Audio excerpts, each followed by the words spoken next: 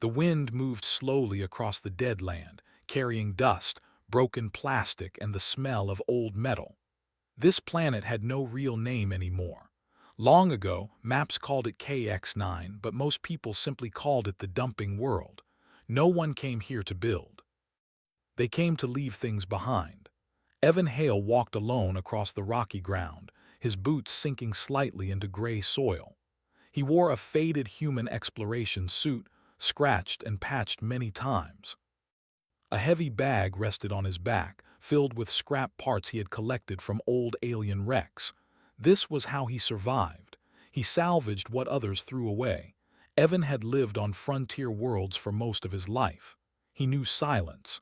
He knew danger. And he knew when something felt wrong. The sun was low, casting long shadows between broken ship hulls and cracked stone pillars. Evan's scanner hummed softly at his wrist, showing no life signs nearby. That was normal. This place was avoided by most living beings.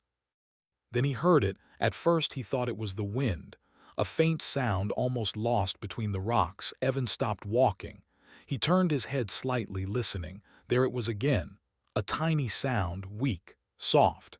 His heart began to beat faster. No animals lived here. No children. No families. That sound did not belong on this planet. Evan followed the noise toward a narrow canyon formed by collapsed debris and stone.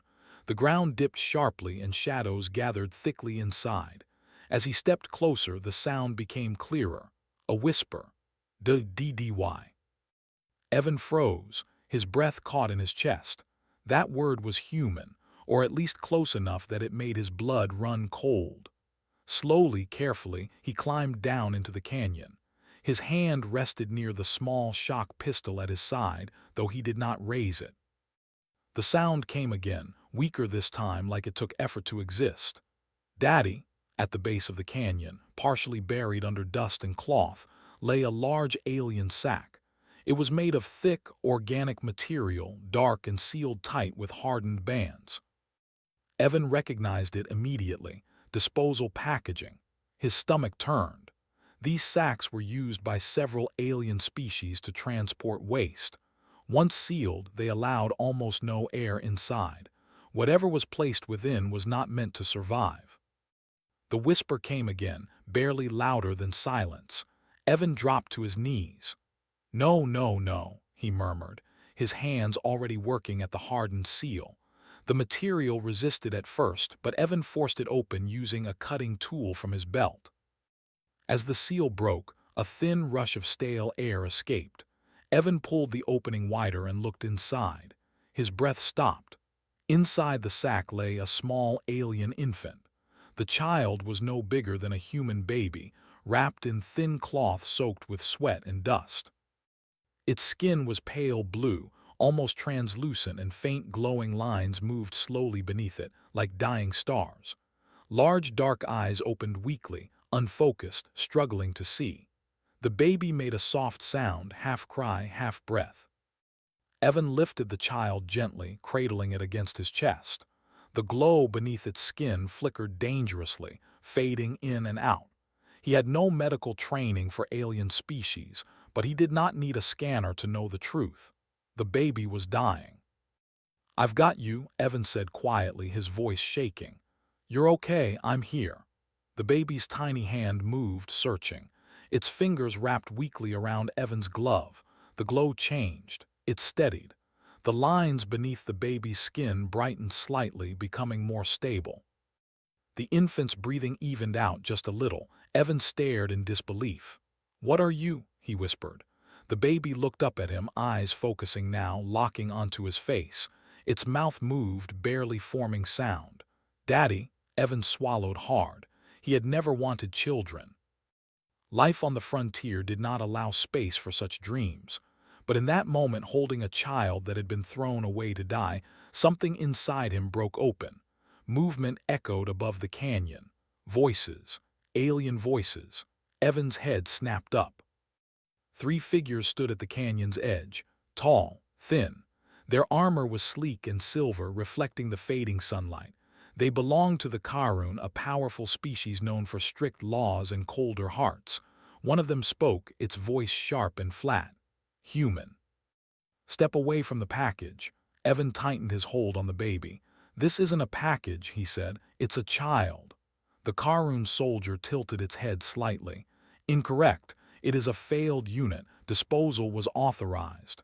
Evan stood slowly, keeping the baby close to his chest. "You left it to suffocate," he said. "It was alive." The soldier's eyes did not change. "It was non-viable, emotional deviation, genetic instability." The baby whimpered softly, pressing closer to Evan. The glow beneath its skin pulsed in uneven patterns. Another soldier stepped forward. "Hand it over. This matter does not concern your species." Evan felt anger rise, hot and uncontrollable. "You threw her away," he said. "You don't get her back." A pause followed. Then the lead soldier spoke again. "By interstellar law, you are in violation. You have interfered with authorized disposal. Return the unit now." Evan shook his head. "No." The word felt small, but it carried weight. The soldiers raised their weapons slightly. Evan did not move. He did not reach for his pistol. He only looked at them, eyes hard, jaw tight. "You want to kill her," he said. "You'll have to kill me first." For a moment, nothing happened. Then the baby made a sound, not a cry, something else. The glow beneath her skin flared suddenly, bright and strong. A low vibration filled the air, pressing against Evan's chest and echoing through the canyon walls. The Karun soldiers staggered back, their armor systems flickering.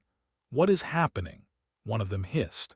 The vibration stopped as quickly as it began.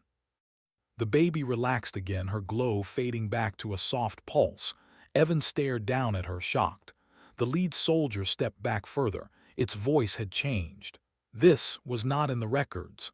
Evan took that moment. He turned and ran. He moved faster than he ever had, climbing the opposite side of the canyon, rocks slipping under his boots. He could hear the soldiers shouting behind him, their equipment malfunctioning, their scanners failing. By the time they recovered, Evan was gone. He ran until his lungs burned, until the stars came out and the cold deepened. Only when he reached an abandoned human shelter, half buried in sand, did he stop. Inside, he sealed the door and slid down against the wall, breathing hard. The baby slept against his chest, warm and real. Evan looked down at her face. She looked peaceful now, her breathing steady, her glow soft and calm. "What am I supposed to do with you?" he whispered. The baby stirred, her eyes opening slightly. She looked at him, recognition clear in her gaze. "Daddy," she whispered again. Evan closed his eyes. Far above the planet, deep in space, a signal awakened ancient systems. A pulse moved through old networks, traveling faster than thought. A bond had been formed. And the galaxy had noticed. The shelter was quiet except for the soft hum of its failing power core. Evan sat against the cold metal wall, holding the small alien child close to his chest. Outside, the wind howled across the empty land, but inside, time felt slow and fragile. The baby slept peacefully now. The glowing lines under her skin moved gently like calm waves. Evan watched her breathing rise and fall, afraid that if he looked away, she might disappear. He had never felt fear like this before, not fear of death or hunger or loneliness. This was different. This fear was about losing someone who should not have existed in his life, but now mattered more than anything else. Evan checked his scanner again. No active pursuit signals. The Karun soldiers had lost his trail, at least for now. But he knew better than to believe they would give up. Powerful species did not like mistakes, and they hated losing control even more. He carefully placed the baby on a folded thermal blanket and began searching the shelter. It was an old human outpost, abandoned years ago. Most of the equipment was broken, but the emergency fabricator still worked at low capacity. Evan used it to create nutrient gel and a heating pad. When he returned, the baby's eyes were open. She looked at him as if she knew him. Her gaze followed his movements with clear focus now. When he knelt beside her, she made a soft sound, reaching out with both hands. Evan hesitated, then gently held her small fingers. They wrapped around his thumb tightly. The glow beneath her skin brightened. Evan frowned slightly. "You react when I'm close," he said softly, "like you know me." The baby smiled. Not like a human smile exactly, but close enough to make his chest ache. "I need to get you somewhere safe," Evan said. "Somewhere they won't find you." He packed what little he could carry. The next human settlement was 3 days away by rover, but his vehicle had been destroyed months ago. Walking that far with a baby was impossible. Evan activated the shelter's old transmitter. It crackled with static, but eventually a weak signal reached out into space. "Human vessel, if anyone can hear this," Evan said. "This is Evan Hale on KX-9. I need help." There was silence. He tried again. Minutes passed. Then a voice responded, rough and surprised. "This is the free trader Dawn's Mercy." "Say again, human." Relief washed through Evan. He gave coordinates and ended the transmission. The ship would arrive in several hours if it wasn't intercepted. While they waited, the baby grew restless.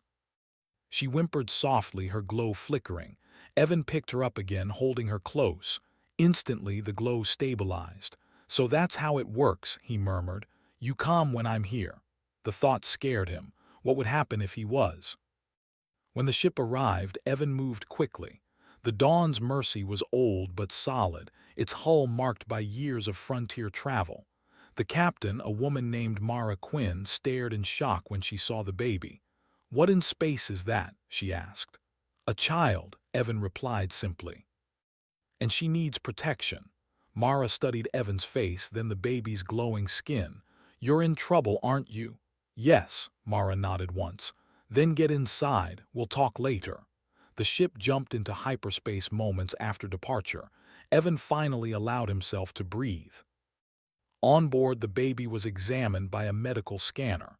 The results made no sense. Her biology did not match any known species fully. Her systems adapted rapidly to human environments, adjusting in real time. "She's syncing with you," Mara said quietly. "I've never seen anything like this." As days passed, the truth became clearer. The baby's health depended on emotional proximity. When Evan was calm, she was calm. When he was stressed, her glow reacted sharply, releasing strange energy pulses. Evan named her Luma. It felt right. Luma grew quickly. Within weeks, she showed signs of advanced awareness. She learned sounds, then words. Her first clear word was still the same: "Daddy." Every time she said it, Evan felt something inside him shift, but peace did not last.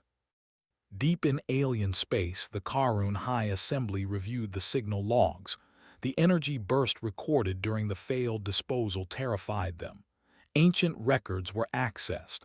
Forbidden knowledge resurfaced. The child was not defective. She was a catalyst. Long ago, beings like Luma had existed. They were rare, born with the ability to form deep emotional bonds across species. Once bonded, they amplified empathy, destabilizing rigid hierarchies. Empires had fallen because of them. The Karun had erased them from history. Now one had bonded with a human. A retrieval fleet was ordered. Back in human-controlled fringe space, Evan felt it before anyone told him. Luma woke screaming, her glow flashing wildly. Systems across the Dawn's Mercy failed at once. "Something's coming," Evan said. Mara's face was pale as sensors confirmed it. Karun ships, many of them. Human authorities were contacted. The response was slow, cautious, political. "They want the child returned," the human representative said through the screen. "The Karun claim she is dangerous." Evan stepped forward. "She's a baby." "She's a threat," the voice replied. "If we protect her, it could mean war." Evan looked down at Luma, who clung to him desperately. "Then you let me go," he said, "but you're not giving her back." The line went dead. The Karun fleet arrived hours later, surrounding the station where the Dawn's Mercy had docked. Their message was clear: surrender the child. Evan stood in the center of the station's council chamber, holding Luma in his arms. Alien representatives filled the room, towering, armored, powerful. He was small among them. "You have no claim," the Karun envoy said. The unit belongs to us. Evan's voice was steady. You abandoned her. She was unfit. She's alive, Evan replied, and she chose me. The envoy's eyes narrowed. Choice is irrelevant. Luma lifted her head.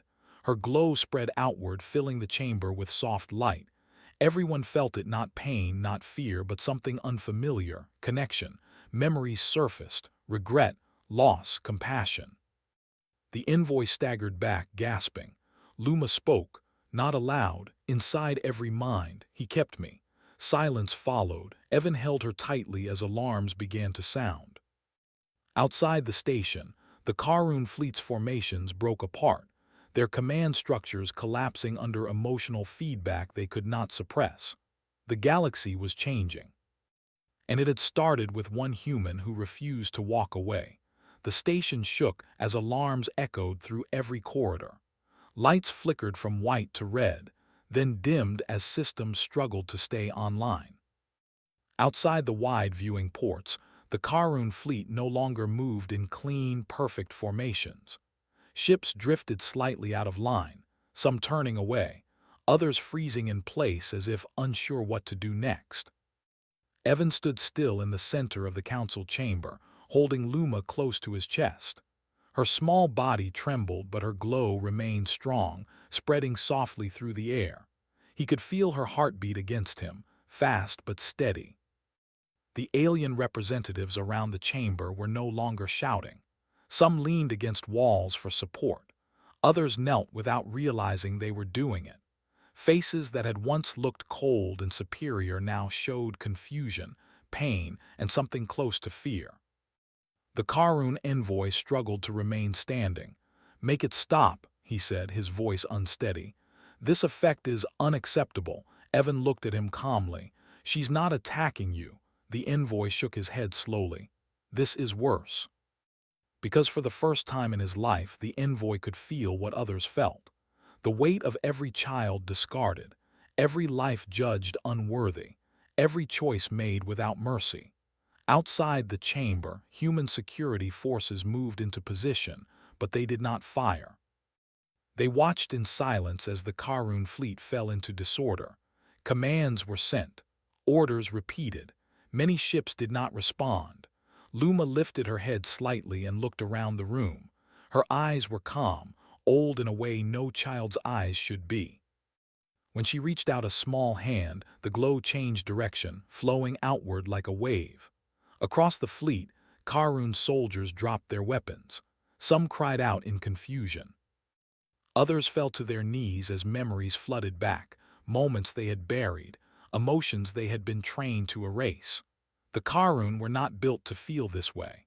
Their society depended on control, order, and emotional silence. Luma broke all of it without lifting a finger. Evan felt her strength begin to weaken. He noticed it instantly. Her glow flickered. Her small fingers tightened painfully in his jacket. "Hey," he whispered, pressing his forehead gently against hers. "I'm here. You're okay." The glow steadied again, drawing strength from him. That was when Evan understood the full truth. She was not powerful on her own. She was powerful because of the bond, because of trust. The Human Council finally broke their silence. A senior representative stepped forward, voice trembling but clear. "The child stays under human protection." The Karun envoy looked up sharply. "You do not understand what she is." "We understand exactly what she is," the human replied. "She's someone you tried to erase." The envoy opened his mouth to argue, but the words did not come. He could still feel the echo of Luma's presence inside his mind. It left no room for lies. Outside, Karun's ships began retreating, not in defeat but in shame. Their empire did not fall in fire and explosions. It cracked quietly from the inside. Evan was escorted away from the chamber as emergency teams worked to stabilize the station. He was taken to a secure medical wing, where Luma was placed gently on a soft bed surrounded by warm light. Doctors scanned her carefully. "She's exhausted," one of them said. Her systems burned too much energy at once. Evan stood beside her, refusing to leave. "Will she be okay?" The doctor nodded. As long as you stay. That night, Evan sat alone with her. The station was quiet now, the danger past for the moment. Luma slept deeply, her glow faint but steady. Evan watched her and thought about how close he had come to walking away that day on the dumping world. How easy it would have been to ignore a sound, to tell himself it was nothing. The galaxy would have remained unchanged. Instead, everything was different. News spread quickly. Across human space and beyond, stories were told of the human who picked up what others threw away, of a child who broke an empire not with weapons but with connection. Other species began to look at their own laws, their own discarded, their own forgotten. Some resisted, others listened. The Karun withdrew from several systems within months. Their rigid hierarchy collapsed as more of their people questioned the old rules. Without emotional suppression, they struggled, but they also began to heal. Luma recovered slowly. As she grew, she learned to walk, then to speak clearly. She laughed easily. She cried loudly. She was curious about everything. And always she stayed close to Evan. Years passed. Evan moved to a quieter world, one with blue skies and open land. He built a simple home near a small human settlement. People there knew who Luma was, but they treated her like any other child. That was what Evan wanted. Luma grew taller, her glow becoming a gentle pattern beneath her skin. She learned control. She learned boundaries. Evan taught her human ideas: choice, kindness, stubborn hope. Just because you can change how someone feels, he told her once, doesn't mean you should. People need to choose. Luma nodded seriously. You chose me. Yes, Evan said, every day. When Luma reached maturity, representatives from many worlds came to speak with her. They asked her to lead, to rule, to command. She refused. I don't want an empire, she said calmly. I want understanding. Instead, she became something new, a bridge. She traveled between worlds with Evan at her side, helping species talk instead of fight. She never forced emotions. She only shared what she felt and let others decide what to do with it. Humanity's reputation changed forever. They became known as the keepers, the ones who stayed, the ones who claimed responsibility when others turned away. One day, standing before a vast council of mixed species, Luma was asked a simple question. Why do you trust humans more than any other species? Luma looked at Evan, now older, lines of age marking his face. He smiled at her, proud and quiet. Because, she said softly, when I was nothing, one of them heard me. She reached out and took Evan's hand. And he didn't walk away. The chamber fell silent, not out of fear, out of respect. And somewhere on a forgotten world covered in dust and broken things, the wind still moved softly across the land, but no child was ever left to die there again.